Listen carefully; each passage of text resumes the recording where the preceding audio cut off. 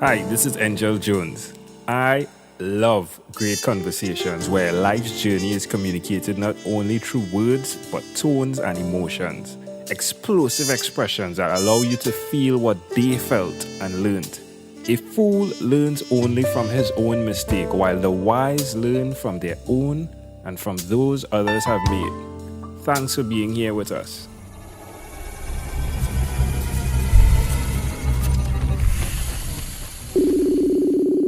It's a great pleasure to connect with you, Dr. Voice. And you. So tell me, which of your talents is responsible for us meeting? Well, it's not a talent, it's a common communicative fact, the voice. Our voice is the echo of who we really are. It is the soundtrack to our life. And without it, you and I wouldn't even be communicating now. So my life's work has always been regarding the voice, how it works, what it does for people, how powerful it is, how effective it is, not just in speaking, but also in singing. So across the board, I've taken on board many different people over the years and changed or improved or created their voice, because I'll ask you a question: where is attractiveness concerned where the voice is concerned? Is it attractive when you hear people? It's not very attractive, is it? Or you hear these beautiful girls. You look at her beauty. This happened when I was a little boy. I see this little girl. She's beautiful. I was 16. She was 15. And she looked at me across the road. And I looked at her and I thought, wow, she's so pretty. I saw her every day. And then one day she looked at me and she shouted out, "Hey, boy, you got a fag." Interesting. Immediately, all my interest in her diminished rapidly. Interesting. So the voice carries, in the first 2 seconds of hearing a voice, you actually are making a subconscious judgment of where that person is, where they're coming from. You're picking up different vibrations. And that's what I've been working with for 35 years, So who did you learn the skill of going into the strength of your ear in terms of listening? Well, it probably is because I couldn't sing to save my life. Every time I'd play something, I've got a piano here. If I went like this on the piano, I'd go, "Oh, oh," I sounded like an elephant. And this was so annoying that I couldn't hear the notes. So I couldn't understand why that was. So my brother was a great singer, and he was in Jesus Christ Superstar and played the part of Jesus on Broadway. He was managed by Robert Stigwood and the Bee Gees, and he did lots of stuff, and he became an actor. Now, he had an extraordinary singing ability. I didn't. I couldn't, and I didn't understand why.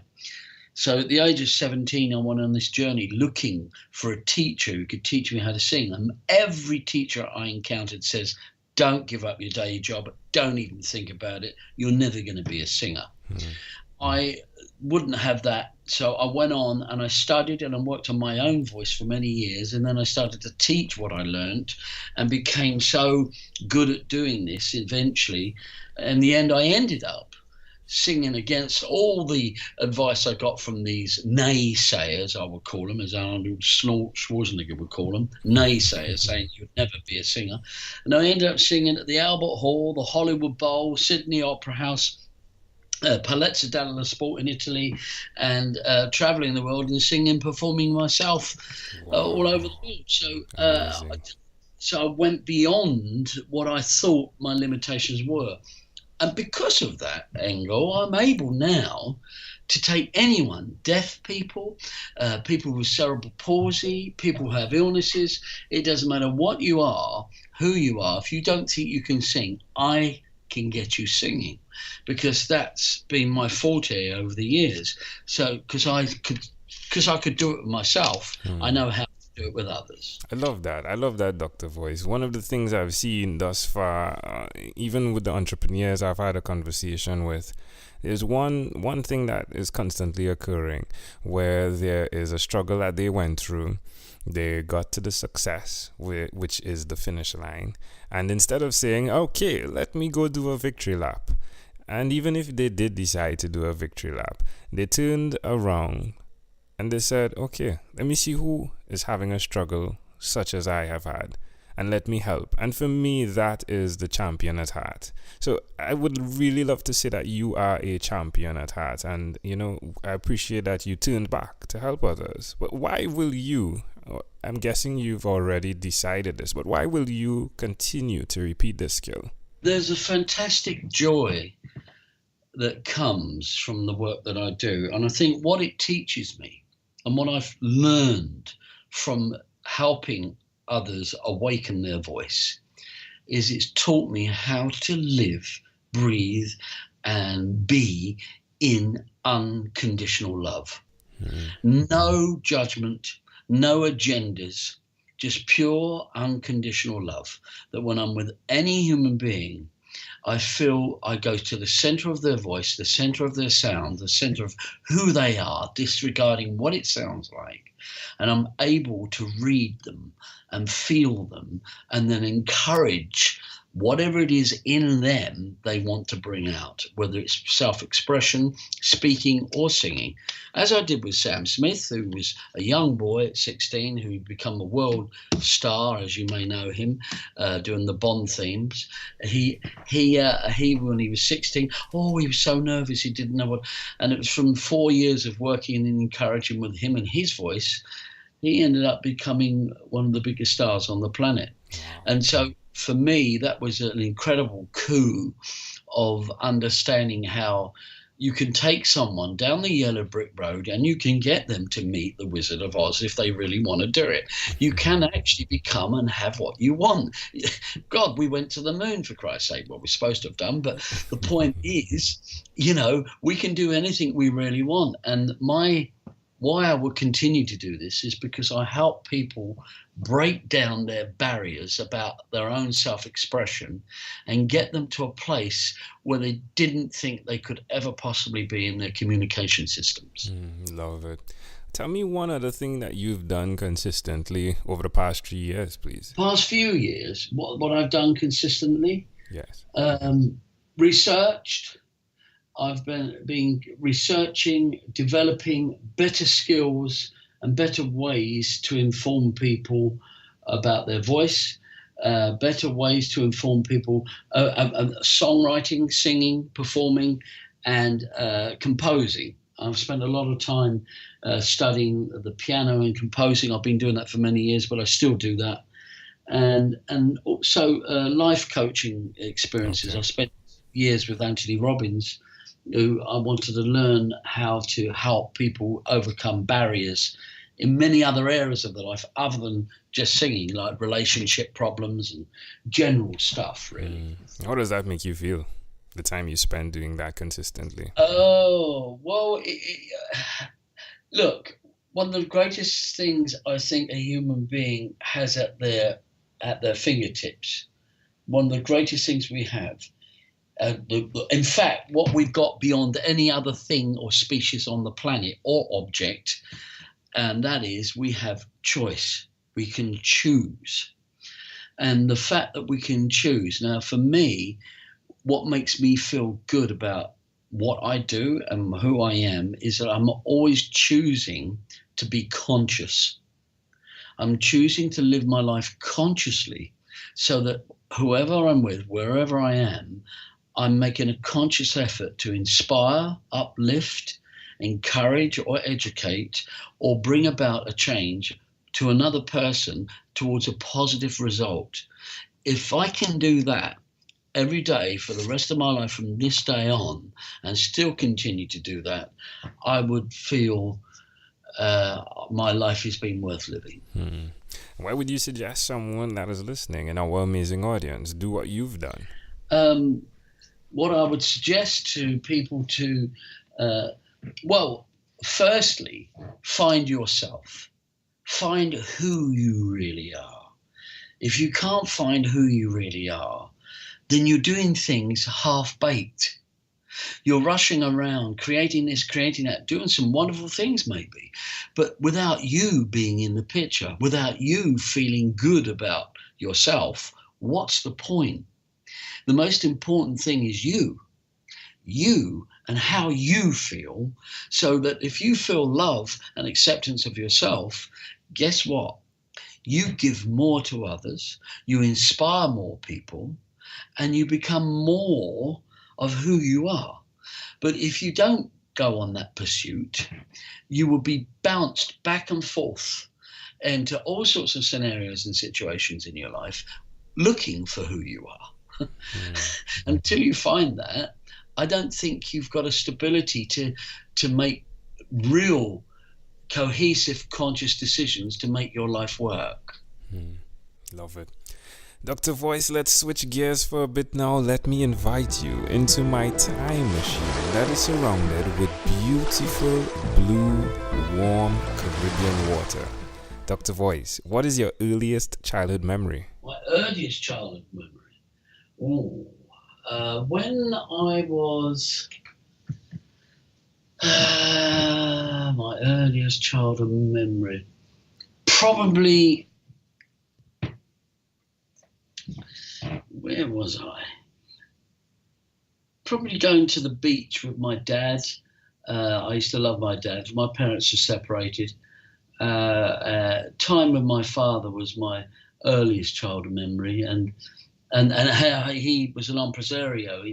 When I was a teenager, particularly, I met the Beatles, and because he brought the Beatles to Chatham in Kent, and I will never forget being backstage watching this phenomena as people screamed with the Beatles on stage, and I met them and helped Ringo set his drums up, and as a memory in my childhood, I thought that's one of the most fondest times, and to watch that group go on and become worldwide, and what they did and how they changed the lives of millions of people through song, I think that was the biggest thing. And my father taking me to studios and meeting lots of people in the music business in those days when I was a little boy. I saw Tom Jones record It's Not Unusual. Wow. And I was about 10 years old, where my uncle played the drums for it.